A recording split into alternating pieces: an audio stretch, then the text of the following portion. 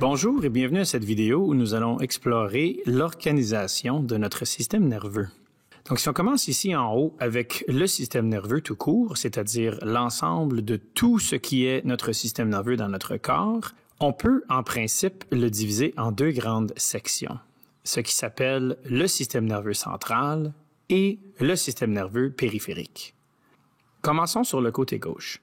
Le système nerveux central, qui s'abrévie de façon universelle à SNC, comprend deux grandes parties.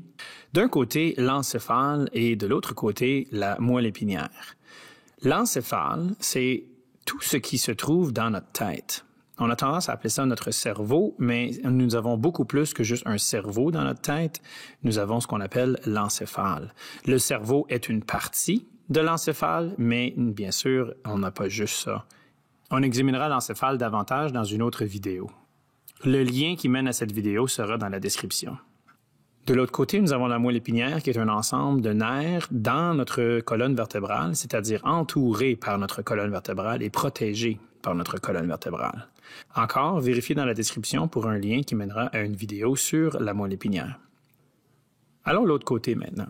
Le système nerveux périphérique, qui est le SNP, se divise lui aussi en deux grandes parties. Nous avons d'un côté la voie sensorielle et de l'autre côté la voie motrice. La voie sensorielle est tous nos sens. On peut voir juste ici le mot « sens », c'est une façon de s'en souvenir. Voie sensorielle, les sens, mais pas juste les 5 sens. Bien sûr, on peut toucher, goûter, sentir, entendre et voir, qui nous permet de détecter les stimuli autour de nous, à l'extérieur de notre corps, mais nous avons aussi à l'intérieur de notre corps, nous avons besoin d'être au courant de ce qui se passe avec nos glandes, nos organes.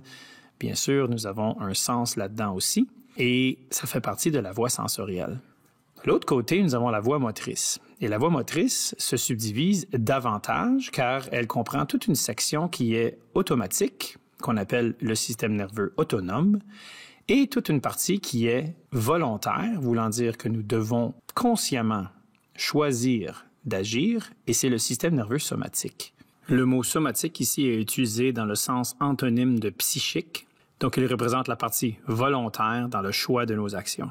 Alors bouger, parler, choisir d'agir essentiellement. Et d'une façon beaucoup plus complexe et automatique, nous avons le système nerveux autonome qui contrôle les choses que nous n'avons pas besoin de volontairement gérer. Alors, les organes à l'intérieur de notre corps qui sont subconsciemment contrôlés par notre système nerveux sont gérés par le système nerveux autonome.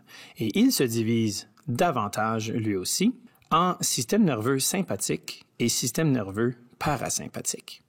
Le système nerveux sympathique, c'est essentiellement nos nerfs qui stimulent nos organes et nos effecteurs dans une situation de lutte ou de fuite.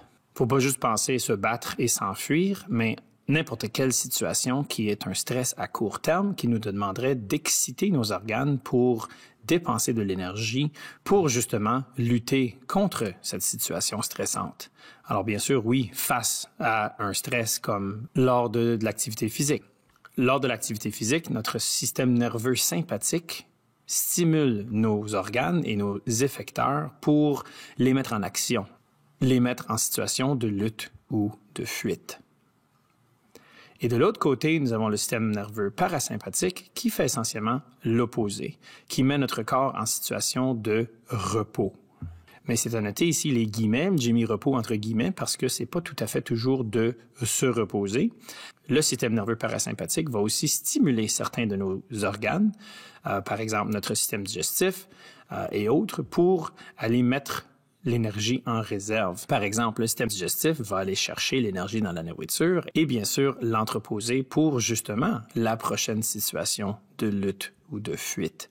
Donc le système nerveux sympathique et le système nerveux parasympathique font un peu l'inverse l'un par rapport à l'autre et bien sûr, vérifiez dans la description, il y aura une vidéo avec plus d'informations sur le système nerveux sympathique et parasympathique.